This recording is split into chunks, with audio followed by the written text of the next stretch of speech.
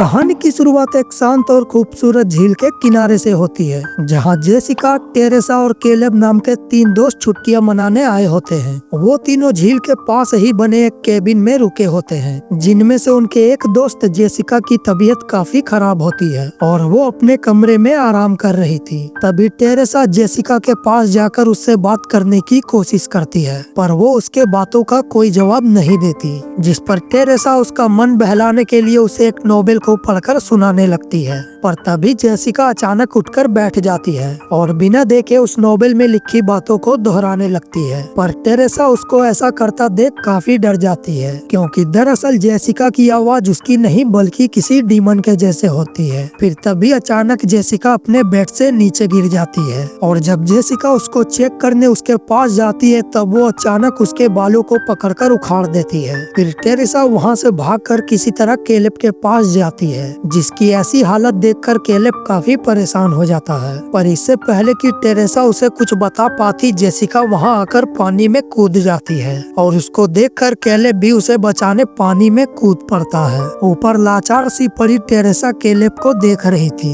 और Jessica Caleb को पकड़कर उसका सिर उसके धड़ से उखाड़ फेंकती है, जिसके बाद जेसिका का शरीर पानी के ऊपर हवा में तैरने लगता है। दोस्तों, ये तीनों कौन थे और इनके पास्ट में ऐसा क्या हुआ जो इनके मौत का कारण बना? इन सभी बातों का जवाब हमें कहानी के आगे चलकर पता चलेगा। फिलहाल यहाँ से कहानी एक दिन पहले जाती है, जहाँ हमें एक अपार्टमेंट को दिखाया जाता है। इस अपार्टमेंट में एली और उसके 3 बच्चे रहते हैं, जिनके नाम डैनी, बिजेट और कैसी होते हैं। और यहाँ हमें पता चलता है कि एली अपने पति से अलग रहती है, क्योंकि इसके पति ने इसे छोड़ दिया और अपना घर चलाने के लिए एली एक टैटू आर्टिस्ट का काम करती है। फिर तभी एक दिन एली की सिस्टर बेथ उससे मिलने उसके घर आती है, जिसको देखकर एली काफी खुश हो जाती है और फिर बेथ एली के बच्चों को गिफ्ट्स देती है जो वो उनके लिए लाई थी। यहाँ बेथ एली के हस्बैंड के लिए भी गिफ्ट लेकर आई होती है, क्योंकि उसे नहीं पता था कि अब एली और उसका हस्बैंड दोनों अलग हो चुके हैं। जिसके बाद एली अपने बच्चों को पिज्जा लाने बाहर भेज देती है, ताकि वो बेथ से अपने हस्बैंड के बारे में बात कर सके। फिर बेथ एली से उसके हस्बैंड के बारे में पूछती है। तब एली कहती है कि मैंने तुम्हें 2 बार कॉल किया था, पर तुमने मेरे कॉल्स का जवाब नहीं दिया। दूसरी तरफ एली के बच्चे पिज्जा लेकर आ रहे थे। तभी वहाँ एक जोर का भूकंप आ जाता है, जिससे डरकर तीनों बच्चे कार पार्किंग में बैठ जाते हैं और थोड़ी देर बाद सब शांत हो जाता है। तभी एली का बड़ा बेटा डेनी देखता है कि वहाँ एक बहुत बड़ा गड्ढा हो गया था, जिसको देखकर वो कुछ बिना सोचे समझे उस गड्ढे के अंदर चला जाता है और वहाँ पर उसे कुछ किताबें और रिकॉर्डेड ऑडियो टेप्स मिलती हैं। उस टेप के ऊपर पार्ट 1, 2 और 3 लिखा था। साथ ही उसे वहाँ एक प्रीस्ट की फोटो और बहुत सारे लटके हुए होली क्रॉस भी मिलते हैं, जिनको देखकर ये अंदाजा लगाया जा सकता था कि यहाँ किसी बुरे शक्ति को कैद किया गया होगा। फिर वहाँ उसे एक कब्र मिलती है, जिसके अंदर एक किताब होती है और डैनी उसको अपने साथ रख लेता है। दूसरी तरफ एली अपने बच्चों के लिए परेशान हो रही थी, क्योंकि उन्होंने टीवी पर भूकंप के बारे में देखा था कि भूकंप की वजह से वहाँ आसपास की बिल्डिंग को काफी नुकसान हुआ है। पर तभी वो देखती है कि उसके बच्चे लिफ्ट से होकर वहाँ आ चुके थे, जिन्हें देखकर एली बहुत गुस्सा करती है और कहती है कि जब भूकंप आए तो लिफ्ट का इस्तेमाल मत करना। जिसके बाद एली रिलैक्स होकर लॉन्ड्री के लिए कपड़ा लेकर लिफ्ट में जा रही थी और इधर डैनी उस किताब को खोलने की कोशिश कर रहा था। तभी उसकी उंगली उस किताब में लगे दांतों पर लग जाती है, जिससे उसका खून उस किताब के ऊपर गिर जाता है और वो किताब उसके खून को अपने अंदर सोख लेती है। जिसके बाद वो किताब अपने आप ही खुल जाती है। उस किताब के अंदर काफी अजीब अजीब तस्वीरें बनी होती है, जिसको देखकर लग रहा था मानो कोई चीज किसी पर जादू कर रही हो। यहाँ डैनी उस किताब को तो नहीं पढ़ता, लेकिन वहाँ मिली ऑडियो टेप को चलाकर सुनने लगता है। उस पहले ऑडियो टेप में एक फादर बता रहे थे कि हमने अपने साथियों के साथ इस किताब को समझने की कोशिश की है और इसमें एक अजीब से काले जादू के बारे में बताया गया है। फिर अगली टेप में बताया गया था कि उन्हें ये टेप कहाँ से मिली, लेकिन तभी उस ऑडियो से काफी भयानक आवाज आने लगती है,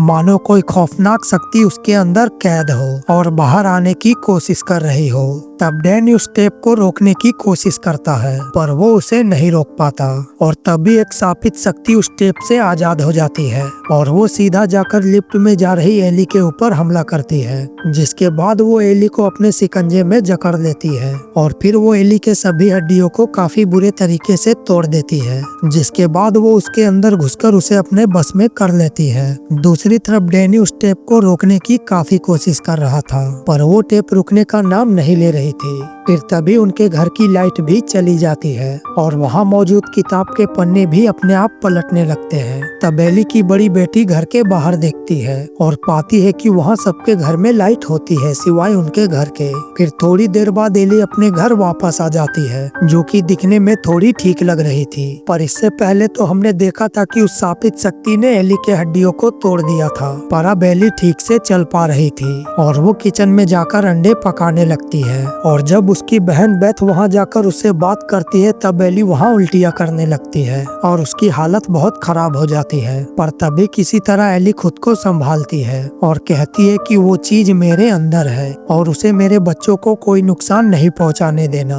और इतना कहकर वो वहीं पे बेहोश हो जाती है। जिसके बाद वो सभी एली को लेकर हॉस्पिटल जाने लगते हैं, पर वो सभी लिफ्ट से होकर जाने से डर रहे थे और भूकंप की वजह से सीढ़ियां भी टूट चुकी थी। जिसके बाद वो लोग एली को कमरे में लेटा देते हैं। तभी उनके एक पड़ोस का लड़का एली के पास आता है और वो एली के आंखों को बंद करने की कोशिश करता है, पर उसकी आंखें बार बार खुल जा रही थी। फिर वो सभी मिलकर एली के लिए प्रे करते हैं क्योंकि उन्हें लग रहा था कि एली मरने वाली है। तभी उसकी सिस्टर उसे बताती है कि वो उससे बहुत प्यार करती है। पर तभी बेथ का फोन रिंग होने लगता है और वो ये देखकर हैरान हो जाती है कि उसके फोन पर एली का ही कॉल आ रहा था। वो कॉल पर कहती है कि उसका शरीर जल रहा है और उसे मदद की जरूरत है, और अचानक से एली उठकर बैठ जाती है। फिर बेथ जब एली को छू कर देखती है तो उसका शरीर किसी भट्टी के तरह तप रहा था, जिस पर बेथ उसे बाथटब में ले जाकर नहलाने लगती है। पर तभी अचानक एली पानी से निकलकर दीवार पर चलने लगती है। फिर वो काफी जोर से चिल्लाने लगती है, जिससे वहाँ सभी लोग काफी डर जाते हैं और साथ ही वहाँ बाथटब में रखा पानी भी उबलने लगता है। फिर एली बारी बारी उन सबके ऊपर हमला करने लगती है। वो अपनी एक बेटी को मारने ही वाली थी कि तभी डैनी एली को पीछे से धकेल देता है, जिसके बाद एली अपने पड़ोस में रहने वाले लड़के के ऊपर हमला कर देती है और इसी बात का फायदा उठाकर बेथ जल्दी से अपने घर का दरवाजा बंद कर लेती है। फिर वो दरवाजे के बने होल से देखती है जहाँ बाहर एली अपने सभी पड़ोसियों को जान से मार देती है। वही अब ब्रिजेट अपने बड़े भाई डैनी पर गुस्सा करने लगती है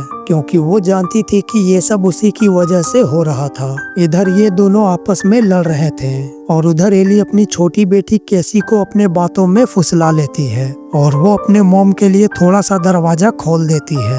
और तभी वहाँ ब्रिजेट के साथ भी कुछ होने लगता है। वो अचानक से किचन में जाकर कांच के टुकड़ों को खाने लगती है क्योंकि अब वो भी उस शैतान के कब्जे में आ चुकी थी। फिर वो अपने आंटी बेथ के ऊपर हमला कर देती है, पर बेथ किसी तरह खुद को उससे बचा लेती है। जिसके बाद वो अपने छोटी बहन केसी के ऊपर हमला करती है, पर वो किसी तरह उस पे हमला करके अपनी जान बचा लेती है। थोड़ी देर के लिए अब यहाँ पर सब कुछ शांत हो जाता है और फिर डैनी सारी बातें अपनी आंटी बेथ को बताता है कि ये सब उसी की वजह से हो रहा है। वो उसे ऑडियो टेप के बारे में भी बताता है, जिस पर बेथ जाकर आखिरी बची टेप को सुनने लगती है, जहां उसे पूरी बात का पता चलता है। उसमें कहा जा रहा था कि ये किताब एक प्रीस्ट को मिली थी और वो इस पूरे किताब को समझने की कोशिश कर रहा था, पर इसी दौरान उसे चर्च से निकाल दिया गया क्योंकि उस किताब में लिखी गई बातों को इंसानी खून से लिखा गया था और साथ ही वो किताब शापित थी, जिसके अंदर इंसानी दुनिया में शापित आत्माओं को बुला पाने की शक्ति थी।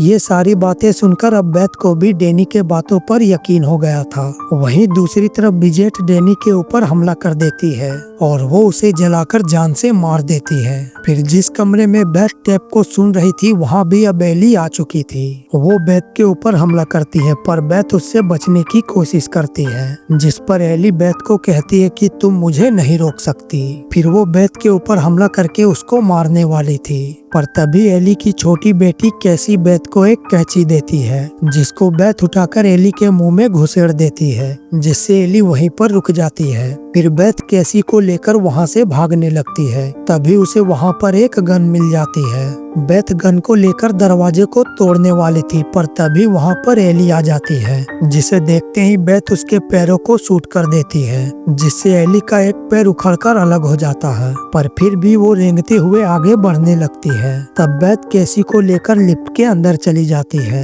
और वो लोग लिफ्ट का दरवाजा बंद कर लेते हैं। तभी वहाँ दिखाया जाता है कि एली ने जितने भी लोगों को मारा था वो सभी अब वापस से जिंदा हो रहे थे और अब वो सभी एली की तरह उस शैतान के बस में थे।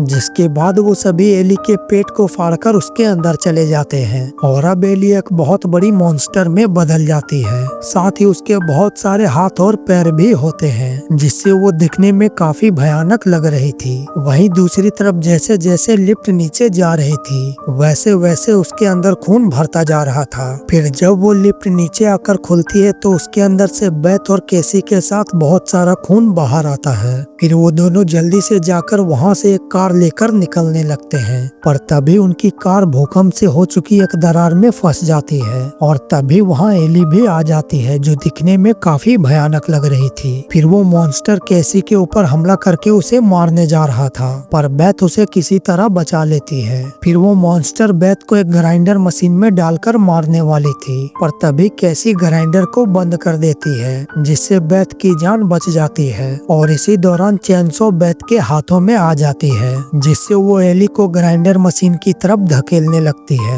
और तभी ठीक वक्त पर केसी ग्राइंडर को ऑन कर देती है, जिससे वो मॉन्स्टर उसके अंदर पिसकर मारा जाता है और इस तरह बेथ और एली की जान बच जाती है। जिसके अगले दिन हमें दिखाया जाता है कि वो शैतान अभी भी जिंदा है और उसी पार्किंग में आई एक लड़की के ऊपर हमला करके उसे पोजेस कर लेती है, जहां हम देख पाते हैं कि ये वही लड़की है जिसे कहानी की शुरुआत में दिखाया गया था, जिसका नाम जेसिका था और इसने अपने सभी साथियों को मार दिया था। और इसी के साथ ये कहानी यहीं पे खत्म हो जाती है। मिलते हैं आपसे अगली वीडियो में। आप सब लोग अपना ख्याल रखें।